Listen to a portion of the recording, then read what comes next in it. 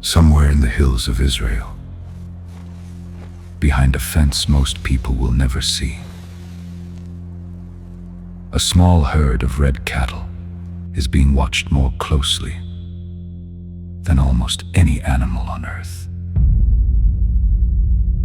Not by farmers, by priests, by scholars, by men who believe that one of these animals could open a door that has been sealed for nearly 2,000 years.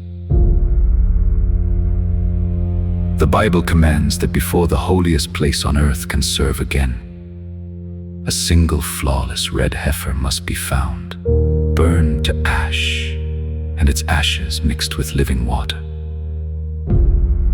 Without it, the priesthood cannot stand. The temple cannot function, and an entire chain of ancient prophecy has no place to begin. For 2,000 years, that animal did not exist. The rabbis searched, and they came back empty. And then, in our lifetime, the search did not come back empty. Tonight we follow the strangest commandment in the Bible, and the animal the world is quietly waiting on. To understand why grown men would guard a cow, you have to understand what the Bible ties to it. In the book of Numbers, God gives Moses a law unlike any other. Not a law about right and wrong. Not a law about war or worship. A law about a single animal, a heifer, red without blemish, that has never carried a yoke. It is led outside the camp, slaughtered and burned whole. Its ashes are gathered and stored, and those ashes become the only thing in the entire law of Moses that can cleanse a person from the deepest impurity of all: contact with death. Here is the part most people never hear. Every priest, every worshipper, anyone who would step onto the holy mountain to serve would at some point have touched death. A funeral, a grave, a battlefield, and the law is absolute. Without the ashes of a red heifer, that impurity cannot be removed. No cleansing, no entry, no service. The most sacred system in the Bible was built to depend on the rarest animal inside it. So the real question is not about a cow at all. The question is this: why would God hide the key to his own house inside something almost impossible to find? And it gets stranger. Because the law of the red heifer does something no other law in Scripture does. It breaks its own logic. The ashes purify the unclean. That part makes sense. But the priest who prepares them, the man who handles the heifer and gathers the ash to cleanse others, he becomes unclean in the process. The thing that makes the impure clean makes the clean impure. Read that again. The cure carries the contamination. For centuries, the wisest minds in Israel could not explain it. Jewish tradition holds that King Solomon, the wisest man who ever lived, studied every law in the Torah and understood them all, except one. This one. The sages gave it a special name, a chak, a decree with no available reason, a command you obey precisely because it cannot be reasoned out. Most laws you can argue your way into. This one, you can only kneel before. And that is the first real clue that the red heifer was never about cattle at all. It is a mystery wearing the shape of an animal. And we are only beginning to see its outline.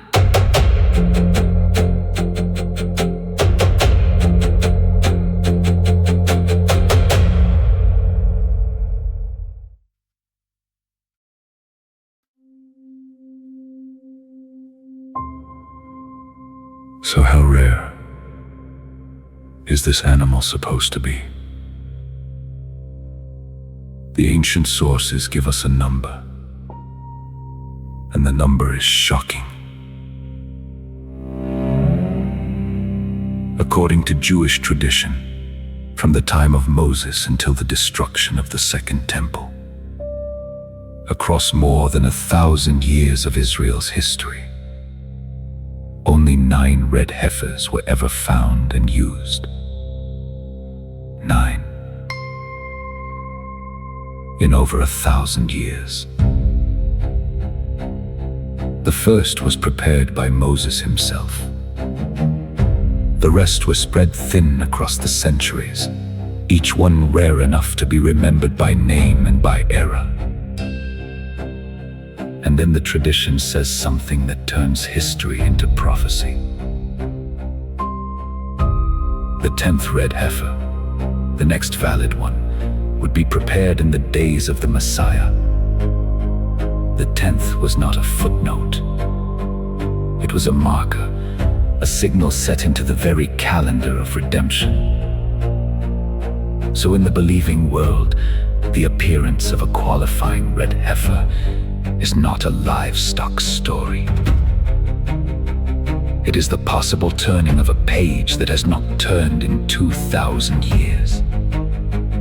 And for almost all of those 2,000 years, the page simply refused to turn.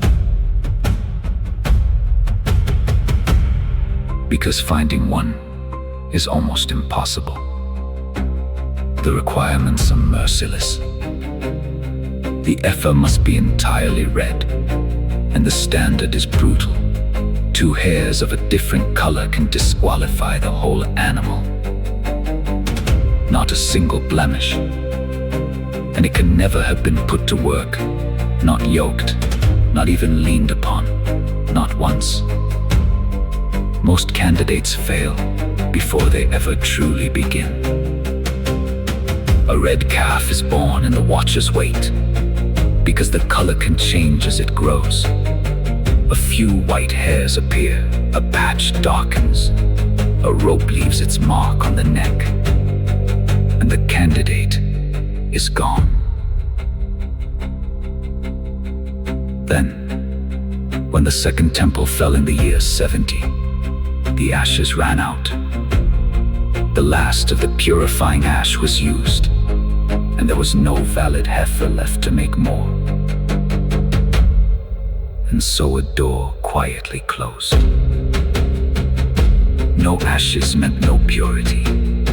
No purity meant no priesthood on the mountain. No priesthood meant no temple service at all.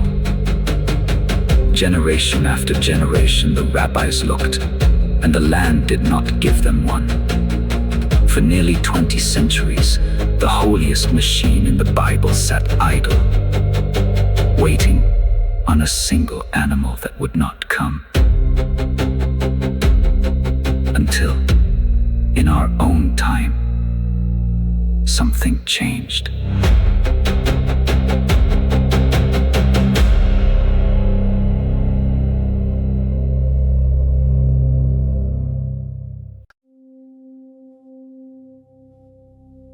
In our own generation,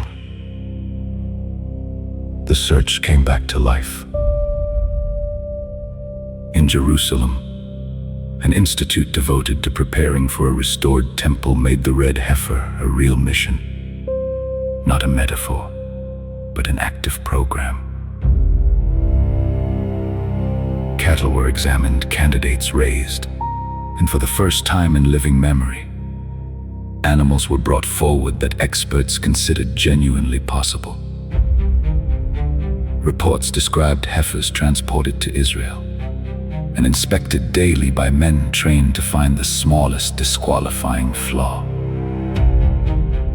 Most of the world barely noticed. But in the circles that understand what it means, the reaction was electric. After 2,000 years of failure, the question was no longer only theoretical. It became suddenly, uncomfortably practical. happens if one of them holds? Now hear this clearly, because it matters. A candidate is not a confirmation. These animals can still be disqualified at any moment. That is the very nature of the law. Anyone who tells you the temple rises next month is guessing or selling something. But that is not the point. The point is that a precondition the world had filed away as permanently locked has, in our generation, been pried open just far enough to ask the next question. And the next question is the one that should make you sit up.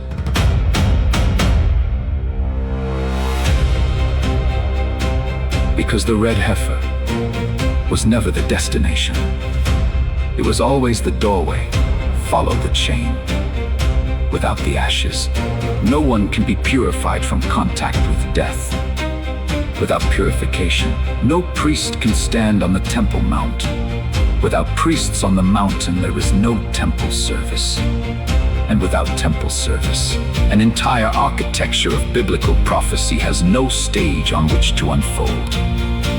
For generations, readers have understood a rebuilt temple as a fixed point on the prophetic horizon, named in different ways across the visions of Daniel. The warning of Jesus about a holy place defiled, the words of Paul about a man who exalts himself in the temple of God, and the scene in Revelation of a temple measured in the last days. Every one of those moments assumes a functioning house on that mountain. And every one of them, traced down to its foundation, runs into the same humble, impossible requirement: ash from an animal almost no one can find. The grandest prophecies in Scripture, it turns out, rest on the smallest hinge, and the hinge is a heifer. But there is a problem with the door, because of where it stands. And here the mystery stops being ancient and becomes dangerous, because the place where this temple would stand is the most contested ground on the planet. On that mountain today stands the Dome of the Rock, and beside it the Al-Aqsa Mosque, among the holiest sites in all of Islam. There is no empty lot waiting. There is no neutral ground. The very stones that one faith sees as the foundation of a coming temple, another faith guards as sacred and untouchable. This is why a quiet story about a red animal can carry the weight of nations. Because if the precondition were ever truly met, if the ashes existed, if purity returned, if a call to rebuild became real, it would collide head-on with one of the most flammable disputes in the modern world. And not everyone reads these signs the same way. Some see prophecy advancing on schedule. Some see human beings trying to force a timeline that belongs to God alone. Some see only a political tinderbox dressed in the language of religion. The interpretations compete, and they do not compete gently. But strip away every argument, and one strange fact remains underneath all of them. After 2,000 years of silence, the conversation is alive again. And it began with an animal.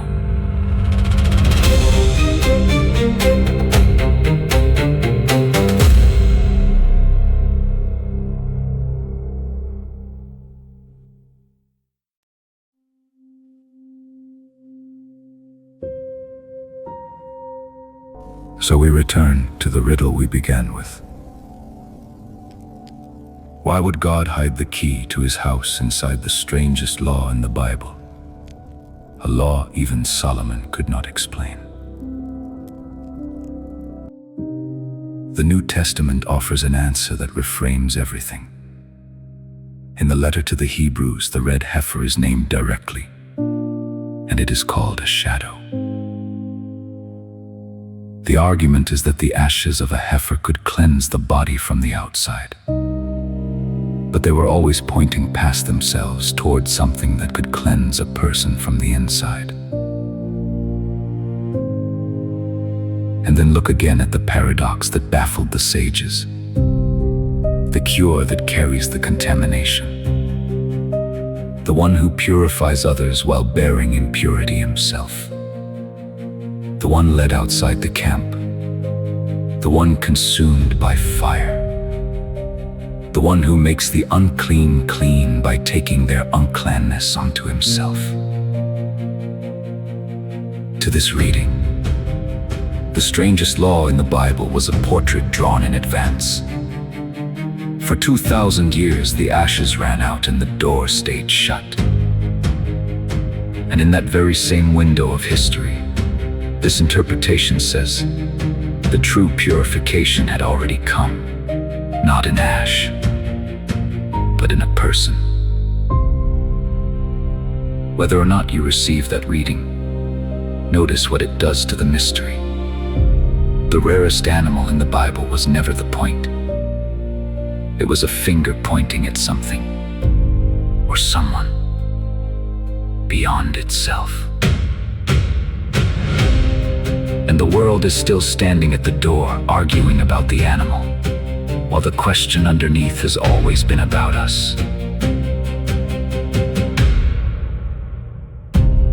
So the herd is still watched. The Institute still waits. The mountain still holds its uneasy peace. And somewhere a red calf is being born that may grow up flawless, or may sprout a single white hair next spring, and vanish back into the ordinary. No one can tell you the day. Anyone who sets a date is selling you something. But the door that stood sealed for 2,000 years is no longer merely theoretical, and that alone should make a thoughtful person pay attention. Because whether the next heifer holds or fails, it has already done one thing. It has reminded a forgetful world that the oldest prophecies were not random, that they hang together, link by link, all the way down to the ash of a single animal. The ancients believed that when the 10th heifer appeared, the world would be standing at the edge of something. We may not know how near that edge is, but for the first time in 2,000 years, we are close enough to ask. And the question is no longer only about a heifer. It is about whether we are paying attention. If this opened your eyes to something you had never seen, stay with us. There is far more buried in these scrolls than the world remembers. The door is not fully open, but it is no longer locked.